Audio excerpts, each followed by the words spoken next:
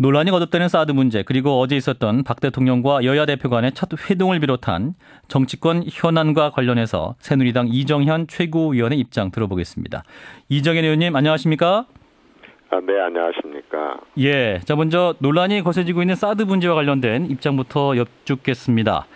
자, 친박계 의원들의 반대와 우려도 불구하고 유승민 원내대표 다음 달 그 의원총회에서 안건으로 상정하겠다 이렇게 밝혔네요.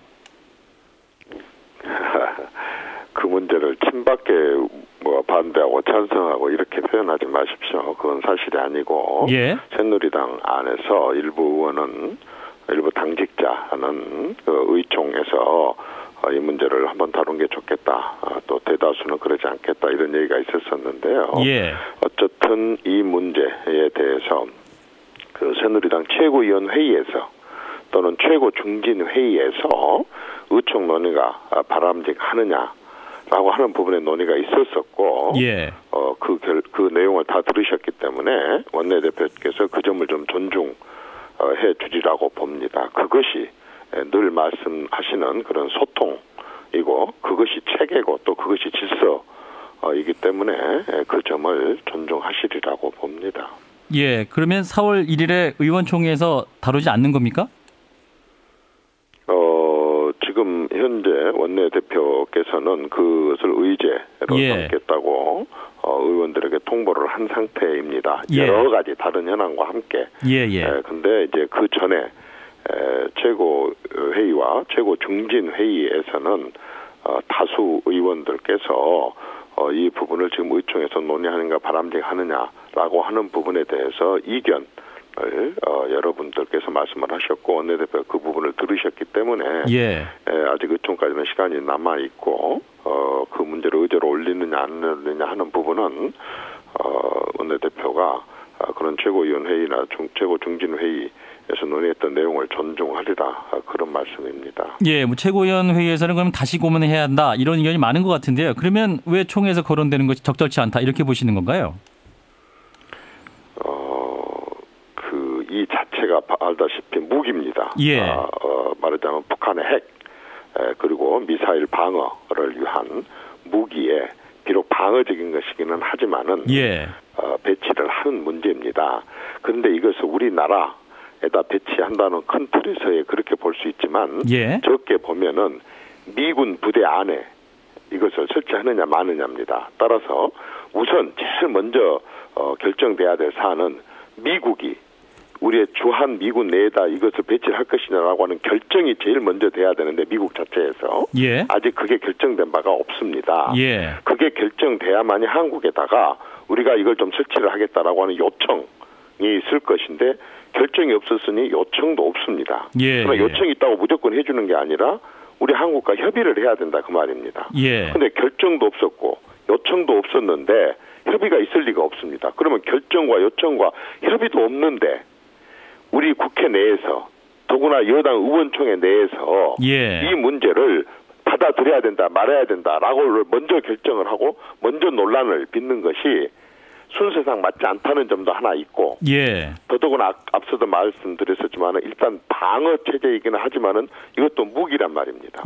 그리고 이것은 중국과 러시아와 또 우리 한반도 주변 국가에 굉장히 이해와 관련이 있다고 각자들 주장을 하는 그런 내용이기 때문에 이런 외교적인 문제, 이렇게 예민하고 민감한 중요한 이런 안보의 문제, 안보와 외교가 함께 걸려있는 이런 문제들에 대해서 먼저 완전히 앞서가지고 말하자면은 의원총회에서 이 문제를 공개적으로 얘기를 한다고 해서 그렇게 얘기를 해가지고 굳이 주변국들로 하여금 이 부분에 대해서 우리가 더 이것을 국내적으로 이슈화를 시키고 자극하는 것이 바람직하느냐라고 하는 것도 있고 또 앞서 말씀드렸지만은 굉장히 예민하고 중요한 외교 안보 문제이기 때문에 사실상 모든 소속 의원들이 그러한 예민하고 중대한 모든 정보에 대해서 다 접근이 좀 어렵습니다.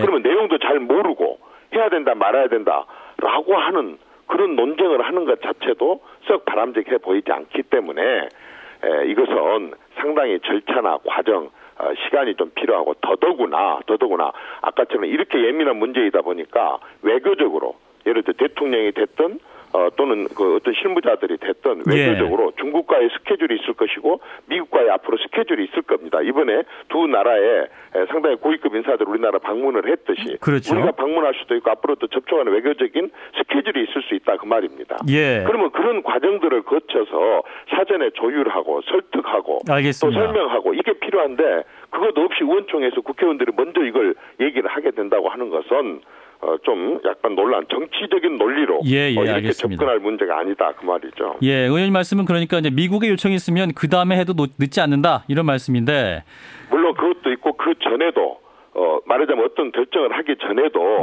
대화라는 게 있을 수 있는 거 있지 않습니까? 근데 그러한 것들이 공개적으로 다 이루어진 것은 바람직하지 않다고 봅니다. 유승민 원내대표는 이제 국방위원장 출신이지 않습니까? 그러면 왜 이렇게 정부가 신속한 결단을 내려야 한다? 강경한 입장을 보이는 걸까요? 그건 이제 그분께 여쭤보십시오만은 사람들이 누구나가 다 개인적인 의견, 소견은 가질 수 있고 그분이 학자 출신이면 학자적인 차원에서 또 해당 상임위원이면 상임위원 차원에서 다른 사람보다 더 많은 정보를 갖고 그렇게 할 수도 있습니다. 그러나 그것은 어디까지나 개인입니다. 당은 조직인 것이고 조직에는 조직의 질서가 있는 것이고 조직의 논리가 있는 것입니다. 그리고 그 영향력 또한 개인 의원으로 있을 때의 영향력과 당 지도부로 있을 때의 영향력은 차이가 있습니다.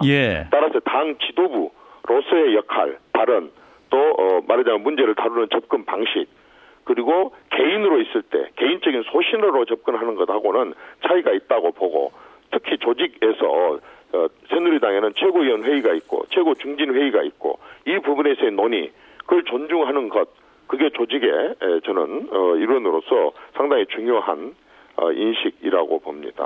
여당 원내대표로서 이제 사드 도입 지지 입장을 밝힌 것도 적절치 않다 이렇게 보시는 거군요. 아닙니다. 제가 개인적으로 얘기한 것은 말하지 않았지 않습니까? 다만 아까 지금 우리가 그 진행하시는 선생님하고 저하고 나누고 있는 문제가 이게 의총에서 다루느냐 안 다루느냐라고 하는 그러한 문제고 저는 의총에서 다루는 것이 적절하지 않다. 또 앞선 회의에서도 내부적으로 적절하지 않다고 하는 주장을 하는 다수의 당직자들이 있었다. 알겠습니다. 라고 하는 걸 말씀을 드리는 겁니다. 사드 문제 여기까지 듣고요. 자, 어제 청와대에서는 여야 대표 회동이 있었습니다. 자, 이제 새정치민주연합 문재인 대표와는 문 대표 당선 이후 첫 회동이었는데 의원님께서는 어제 회동 어떻게 보셨습니까? 그렇습니다. 저는 우선은 이 모임 자체가 여야 또 대통령 서로를 머리를 맞대고 결과적으로는 국익 또 국민을 위한 일에 대한 소재를 가지고 많은 대화를 나눴다는 것 대단히 바람직하고 그 자체가 소통이라고 봅니다.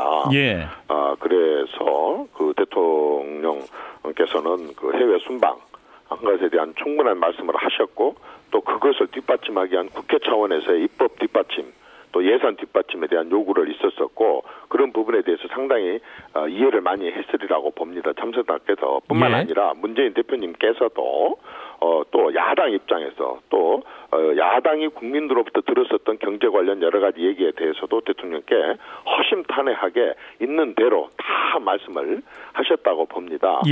이러한 부분들이 앞으로도 서로 국익과 국민을 위해서 큰 도움이 되리라 또 정치 발전에 도움이 되리라고 생각합니다. 특히 이제 문재인 대표가 경제 상황을 총체적 위기다 이렇게 진단을 하면서 경제 수장을 교체해야 한다 이런 의견을 말했습니다. 사실상 최경환 경제부총리가 경질을 요구한 셈인데요. 어떻게 받아들이십니까? 야당 대표 입장에서 야당 입장에서 또 현 정부에 대해서 비판적인 시각으로 볼 수도 있는 거고 또 나름의 대안을 제시할 수도 있다고 봅니다. 어떤 그러한 부분들조차도 대통령에게 직접 야당 대표가 얘기했다는 것 그것은 그 자체가 저는 상당한 그런 정치 소통이라고 보지만 그러나 또 대통령은 대통령 방식대로 어떻든 경제를 살리고자 하는 철학이 있고 오랫동안 준비해 온 것이 있고 더더구나 더 많은 정보와 더 많은 상황 파악을 하고 계시고 이렇게 하기 때문에 여러 가지를 감안해서 인사권자인 대통령께서 결정하시지 않겠습니까? 이제 문재인 대표에게는 이제 최경환 부총리를 경질을 하면 경제 살리기에 초당적으로 협력하겠다 이런 말을 했는데요. 그러면 여당 입장에서도 협조할 수 없는 상황인가요? 제가 감히 감히 제가 야당 대표님께서 하신 말씀을 반박하고 싶지는 않습니다. 그러나 지금 국민들 경제가 많이 어렵고 특히 서민 경제가 어렵고 그 부분을 야당도 많이 지적을 하면서 경제를 살리고 민생을 살리는데 조건을 걸어가지고 이거 그럼 안 들어주면은 그 경제 살리는데 협조하지 않겠다. 민생 살리는데 협조하지 않겠다. 그것은 저는 그냥 또 야당이니까 하실 수 있는 말씀이라고 봅니다. 하지만 뭐 지난해 보면 이제 없이 일단 경제는 살려놓고 봐야 될 일이지 누구 사람 바꾸지 않는다고 협조 안 한다. 그걸 조건으로 내건다고 하는 것은 그렇게 썩 바람직해 보이지는 않지만 어쨌든 뭐 야당 대표님이시니까 하실 수 있는 말씀이라고 봅니다. 하지만 뭐 지난해 이제 67조 늘어난 가계부채 문제라든지 어떤 의미에서 경제의 근본적인 변화가 필요한 시점이기 때문에 경제 수장 교체 유도할 수 있는 거 아닌가요? 경제 정책은 일관성이 있어야 된다고 봅니다. 결과적으로 지금 우리 경제만 어려운 게 아니라 미국을 포함해서 온 세계 경제가 다 어렵다는 것은 모두가 다 아는 사실 아닙니까? 그리고 이 경제가 지금만 어려웠던 게 아니고 사실은 그 앞선 대통령 시절에도 경제가 무지하게 어려웠었습니다.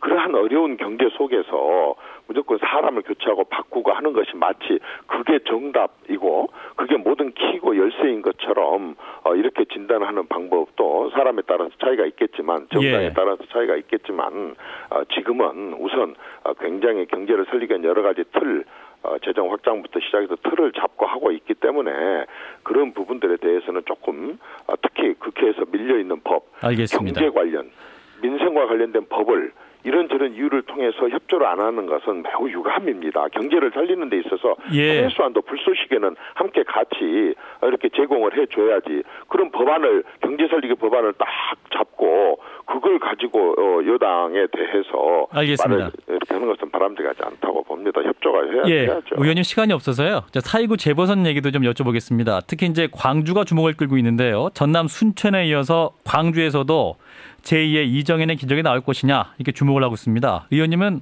어떻게 보십니까? 선거는요. 유권자가 합니다. 정치인들이 어떤 욕심을 갖고 바람을 갖는다 손치더라도 선거는 결국에 하던 투표는 유권자들이 하게 됩니다. 다만 하고 싶은 얘기가 있다면 85년입니다. 85년 2월 12일 날 선거 이래로 지금까지 거의 일당 독주, 독점, 독식식으로 30여 년간을 해온 이러한 정치.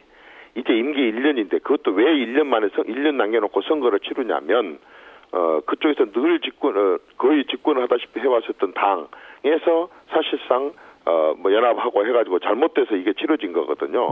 선거는 또 심판의 의미도 있습니다. 한 번 정도는 1년짜리 임기의 국회의원, 광주 시민들이 시민 의식을 발휘를 해서 아주 그 민주화의 성지 시민답게 한번 회초리를 들어서 그 당에 정신 차리라고 회초리 한번 때릴 수 있는 문제 아니겠습니까? 저는 광주의 봄 틀림없이 오리라고 확신을 합니다.